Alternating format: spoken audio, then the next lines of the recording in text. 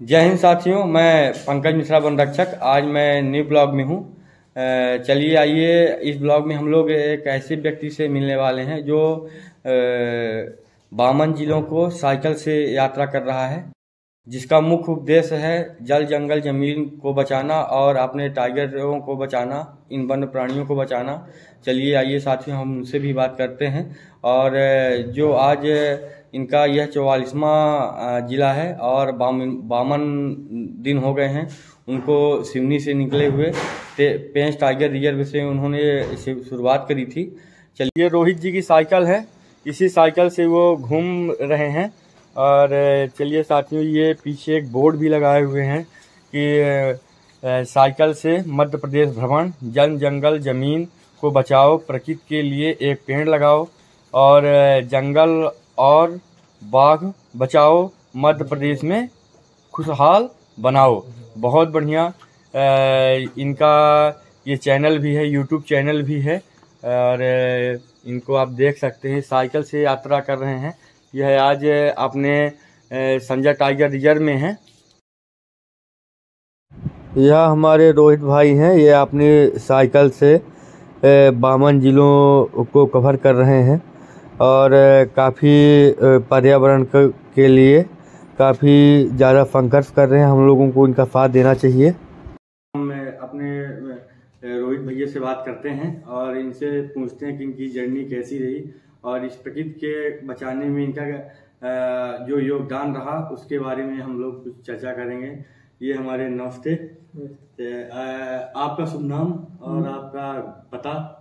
मेरा नाम रोहित से शाम है और मैं सिवनी जिले से एक गांव से हूँ, जो कि गांव का नाम ग्राम आमाजिरी, पोस्ट खवासा, तहसील सिवनी। जी, आप इस जो जल जंगल जमीन है इसको बचाने के लिए आप कहाँ से आपको प्रेरणा मिली और आपने यह कैसे सोचा? हमें जो प्रेरणा मिली वो जंगल से मिली, प्रकृति से मिली।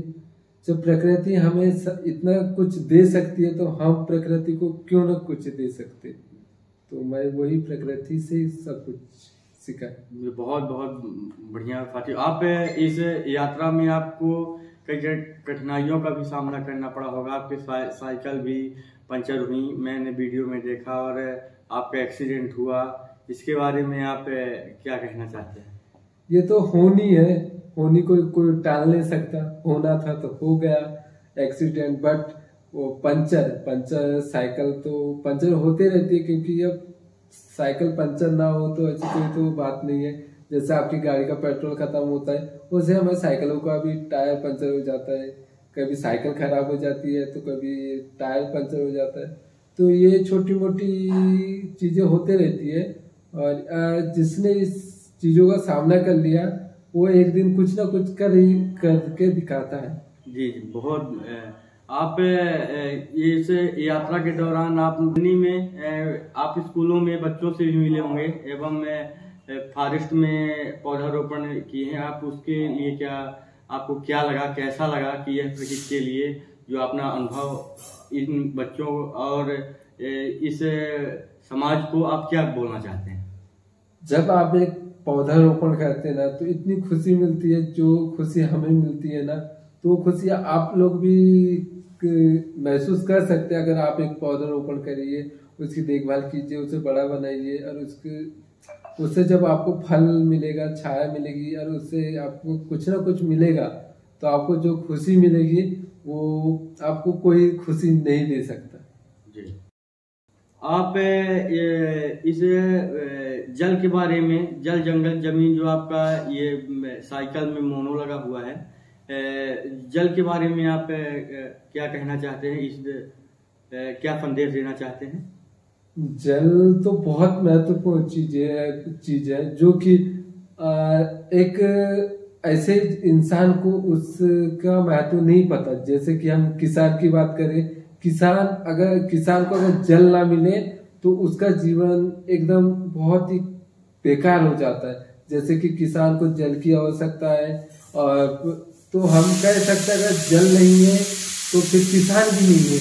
तो हमें जल अगर बचा रहेगा तो हम सोच सकते कि खेती किसानी भी हो बढ़ेगी। क्या कभी आपने सोचा था कि आप ये बोतल में पानी 20 रुपए लीटर बिकेगा, और हम अपने जीवन में कितने बोतल पानी उपयोग करते हैं, और क्या उतने रुपए हम लोग प्रकृति को देते हैं? हमारा तो यही है कि हम खुद पानी खरीद के नहीं पीते। हम पानी तो जहां पर हमें पानी मिल जाता है हम वो पी लेते हैं। आपने ये कभी सोचा था कि ये 20 रुपए प्रति लीटर पानी बिकेगा? आज देखिए बिक रहा है। तो हम लोग अपने जीवन में कितने पानी का उपयोग करते हैं, कितने लाखों रुपए का, और हम लोग एक 10 रुपए का पेड़ प्रकृति में नहीं लगा सकते। जो आए दिन जितना ये जंगल कट रहे हैं, आए दिन जितने इस लकड़ी का भी दोहन चालू है, तो हमको लोगों को प्रकृति को कुछ लौटाना चाहिए। एक कम से कम एक अपने जीवन में एक पौधा लगा के इसको बड़ा करें, है ना। और आप इस जंगल के बारे में आपके मोनो में एक लिखा है जंगल तो हमारे जीवन का सबसे प्रमुख अंग है। इन जंगल ना होता तो आज हम न होते, ऑक्सीजन हम लोगों को न मिलता, वातावरण शुद्ध न होता। जंगल के लाखों हम लोगों को लाभ मिलते हैं। जंगल के बारे में आपका गांव भी पास में है जंगल से आप क्या अपेक्षा रखते, क्या आप बताना चाहते हैं? देखिए, जंगल नहीं है तो जीवन नहीं है। जीवन जंगल से ही मिलते है अपना, तो हमें जंगल बचाना चाहिए। जंगल बचाना चाहिए या जंगल को बढ़ाना चाहिए। जो कि हम वृक्ष लगाएंगे, वृक्षारोपण करेंगे तो जंगल बढ़ेगा। नहीं तो अगर आप वृक्ष नहीं लगाएंगे तो वो तो निश्चित सी बात है कि जंगल कट रहा है। जंगल को काट के रेलवे की लाइन बिछी जा रही है, रोडवे बन रहा है, कहीं मकाने बन रही है, कहीं बिल्डिंगे, कहीं कंपनियां। तो जंगल कट रहा है, विनाश हो रहा है जंगल का। तो जंगल का विनाश हो रहा है तो उसके साथ हमें जंगल को भी बढ़ाना है, के लिए हमें वृक्ष लगाना पड़ेगा। वृक्ष लगेंगे तो जंगल बचेगा, अगर वृक्ष नहीं लगेंगे तो जंगल तो कट ही रहा है उससे भी। जैसे आए दिन हम देख रहे हैं कि जितना भी दोहन प्रकृति का किसी भी मान लीजिए कि इंडस्ट्रियल एरिया है, और या फिर कई सड़कें बन रही हैं। आजकल कई निर्माणाधीन में कुछ लाखों पेड़ काटे जा रहे हैं। इसको रोकथाम के लिए हम लोगों को बहुत बड़ा कदम उठाना चाहिए। वन विभाग सदैव इसके लिए तत्पर भी रहता है। हम लोग काफ़ी मुस्तैदी से अपना वन को संरक्षण करते हैं। और जैसे आपने बोर्ड में लिखा हुआ है कि ज़मीन को बचाने के लिए, तो आप ज़मीन के बारे में कुछ बताइए कि क्या इसमें। जमीन को बचाने के लिए तो जमीन तो एक किसान को ही पता होगी कि उसे जमीन की कितनी ज्यादा जरूरत है। अगर जमीन नहीं है तो किसान भी नहीं है, किसान नहीं है तो जमीन नहीं है। अगर किसान है तो आप और मैं है, अगर किसान नहीं है तो हम ही नहीं है। आप फॉरेस्ट पे एक सर्विस में हो और मैं बिना सर्विस के हूँ, तो हम खाना तो खा रहे हैं, हमें खाना कौन दे रहा है? किसान दे रहा है। तो हमें किसान को, अगर किसान के लिए हम जमीन बचा रहेंगे तो किसान कर पाएगा। नहीं तो आजकल तो जहाँ किसान खेती करता था वहां पर आजकल तो रेलवे, कई कंपनियां बनने लगी, कई ऐसा पॉलीथीनों का बहुत बेकार सा उत्पादन होने लगा है, जो कि किसान के लिए बहुत हानिकारक चीज है। जैसे केमिकल चीजें बहुत ज्यादा आ गई है। पहले जो किसान को जो फसल मिलती थी वो फसल अभी नहीं मिल पाती भी है तो बहुत कम मिल पाती है। जो पहले से जितना ज्यादा होता था पहले, अब वो बहुत कम होता है। और ये आपने बोर्ड में टाइगर बचाओ और ये भी आपने लिखा हुआ है, तो इसमें आपको टाइगर की प्रेरणा कैसे, क्या उसको बचाने के लिए क्या कैसा आया? मैं कहना चाहूंगा कि मध्य प्रदेश में नहीं, भारत में मेरा जहां तक के कहना है, जो कि मैंने ऑल इंडिया करके देखा है कि मध्य प्रदेश पे जंगल ज्यादा, वन ज्यादा है।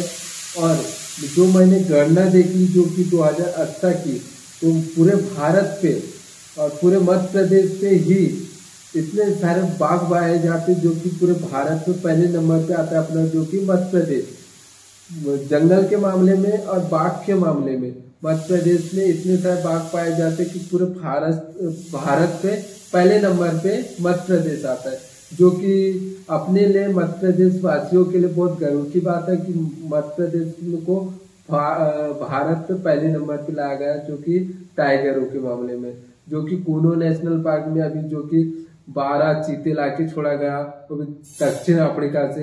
तो हालांकि अदर राज्य भी है जैसे महाराष्ट्र, कर्नाटक, तमिलनाडु, ऐसे अदर जिलों में भी उसे ले जाके छोड़ा जा सकता था, बट अपने ही जिले पे क्यों लाया गया, तो ये सोचने की बात है। जो कि अपने जिले में जंगल ज्यादा है, वो जानवर भी ज्यादा है, और हर प्रकार के जानवर अपने मध्य प्रदेश पे पाए जाते हैं। और इन वन्य प्राणियों की जो रहते हैं अपने इस पृथ्वी पर, जो अपनी जो एक खाद्य श्रृंखला आती है, उनमें इन वन्य प्राणियों को बहुत बड़ा सहयोग रहता है। जैसे शेर को भी उसको भोजन के लिए हिरण, उसके रहवास के लिए आवास की आवश्यकता रहती है। ये पूरा एक खास श्रृंखला रहती है। इसके वन्य प्राणियों के संरक्षण के लिए आप जो बच्चों को जागरूकता देते हैं और आप वहाँ पे पौधारोपण भी करवाते हैं। और आज आपका यह 44वां जिला है, और इसके बाद आप कहाँ जाएंगे? यहाँ से हम सीधी से कल सिंगरौली के लिए निकल जाएंगे, सिंगरौली के लिए जी। वहां से फिर हम शहडोल होते हुए अपने जिला रिटर्न होंगे। जी जी। और आपका ये लास्ट पॉइंट कहाँ रहेगा? ये जो कि लास्ट पॉइंट हमारे जिले पे रहेगा, जो कि सिवनी जिला पेश टाइगर रिजर्व में। हाँ। है ना। चलिए साथियों, अब हम लोग रोहित भैया से बातें किए, हम लोगों को भी इनसे एक प्रेरणा लेनी चाहिए कि जी कितना बढ़िया कार्य ये कर रहे हैं अपने प्रकृति के लिए और अपने इस वातावरण के लिए। इनको वन विभाग बहुत बहुत साधुवाद एवं धन्यवाद करता है, और हमेशा ये आप ऐसे ही प्रकृति के बारे में ये सबको बताते रहिए, और आशा है कि आपकी ये यात्रा मंगलमय होगी और आप ऐसे ही लगे रहिए। साथियों, यह मेरा वीडियो आप लोगों को कैसा लगा कृपया मेरे कमेंट में ज़रूर बताएं, और भाई का चैनल भी है, आप इनको फॉलो भी करिए और सब्सक्राइब भी करिए। चलिए साथियों, यह मेरा चैनल आप लोगों को कैसा लगा मेरे कमेंट में ज़रूर बताएं, और मेरी अगली वीडियो के लिए आप लोग यूं ही बने रहें। जय हिंद, जय भारत।